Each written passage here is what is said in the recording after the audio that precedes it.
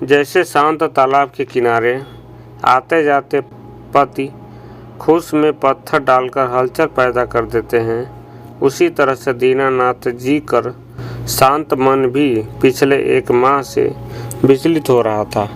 उनके दोनों पुत्र पिछले 1 माह से उनके सामने विषम समस्या उत्पन्न कर रहे थे। यह उनका सरल स्वभाव था या अपने पुत्रों के प्रति लगाव की वह कोई निर्णय नहीं ले पा रहे थे और उनकी मांग को लगातार टालने का प्रयास कर रहे थे। और आज तो जब उनकी अर्धांगिनी शांति देवी ने भी बच्चों के समर्थन में अपना मत दे दिया था, तब से वह और बेचैन हो उठे थे। दैनिक क्रियाओं से निवृत्त होने के बाद भी पूजा में उनका मन नहीं लगा और जलपान किए बिना ही उठ गए और जा बैठे अपने पुराने सखा आंगन में सालों से खड़े नीम के पेड़ तले। बेहद अंतर्मुखी दीनानाथ जी जन्म से ही बहुत परिश्रमी व जुझारू प्रवृत्ति के व्यक्ति थे। अपने पिता के द्वारा स्थापित किए हुए व्यापार को अपनी लगन व कर्मठता से उन्होंने बहुत ऊंचाइयों पर ला दिया था। सरलता तो जैसे उनका जीवन था, कभी किसी से छल कपट करना तो उन्होंने जाना ही नहीं था। पिताजी से उनका सौम्य और सरल स्वभाव उन्होंने विरासत में जो पाया था, और माँ ने तो हमेशा विपरीत परिस्थितियों में भी मुस्कुराते रहना सिखाया था उन्हें। जब से उन्होंने होश संभाला, घर के आंगन में खड़े नीम के पेड़ को एक पारिवारिक सदस्य के रूप में जाना। आज भी याद आता है उन्हें उस पेड़ के इर्द गिर्द अपनी बहन के साथ लुका छुपी खेलना। विद्यालय से आने के बाद पेड़ के नीचे बैठकर गृह कार्य करना और शाम को माँ के आंचल तले कहानियाँ सुनना। सावन में नीम की डाल पर झूला डालकर घंटों में अपनी बहन को झुलाया करते। पिताजी रोज सवेरे नीम का दातुन कराया करते और दादी वह तो ना जाने क्या क्या करती थी। कभी नीम की पत्तियों को तोड़कर पानी में डालकर उबालती थी और कभी उन्हें उससे नहला देती, और कभी दोनों भाई बहनों में से किसी को बुखार आने पर उनका बिछौना ही नीम का कर देती थी। द्वेष क्या होता है यह तो उन्होंने जाना ही नहीं था। अपनी बहन के साथ नित नई बात पर झगड़ते व शाम को उसे ही मनाने का ना जाने कितने प्रयास करते। नीम के चबूतरे में न जाने कितने पैसे पिताजी से लेकर उन दोनों भाई बहनों ने छुपाए थे। वही उनका उस समय का सबसे बड़ा खजाना था।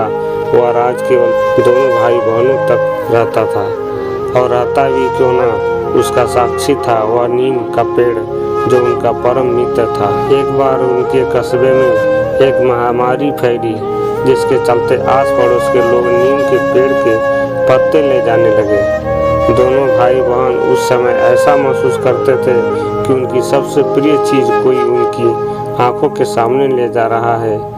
दादी लाख समझाती, पत्ते ले जाने देना बहुत पुण्य का काम है, पर दोनों भाई बहन हर किसी को द्वार से ही लौटा देने की पूरी कोशिश करते।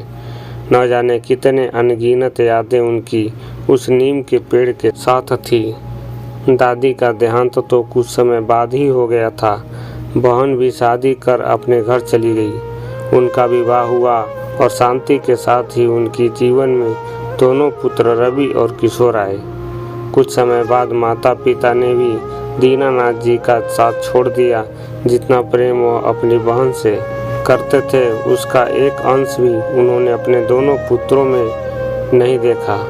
दोनों पुत्र परस्पर विरोधी विचारधारा के बहुत महत्वाकांक्षी व अल्प समय में ही सब कुछ पा लेने की इच्छा रखने वाले थे।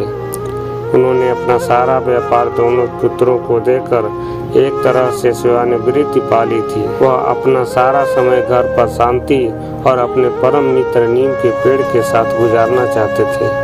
परस्पर विरोधी स्वभाव के चलते उनके दोनों पुत्र कभी भी एकमत नहीं हुए और उन्होंने अलग होने का फैसला कर लिया। जब उन्हें अलग होना था तो घर कभी तो 2 हिस्सों में बांट जाना स्वाभाविक था, पर एक बड़ा प्रश्न चिन्ह खड़ा हो गया। घर को समान रूप से 2 हिस्सों में बांटने में अगर कोई बाधक था तो वह था आंगन के बीचों बीच खड़ा नीम का पेड़। पिछले 1 माह से दोनों पुत्र और उनकी पत्नी शांति भी उस पेड़ को काटने के समर्थन में थे। वह तो जैसे स्तब्ध थे। इस बात की तो उन्होंने कल्पना भी नहीं की थी। वह पेड़ नहीं उनका सखा था, बचपन से उनका परम सखा।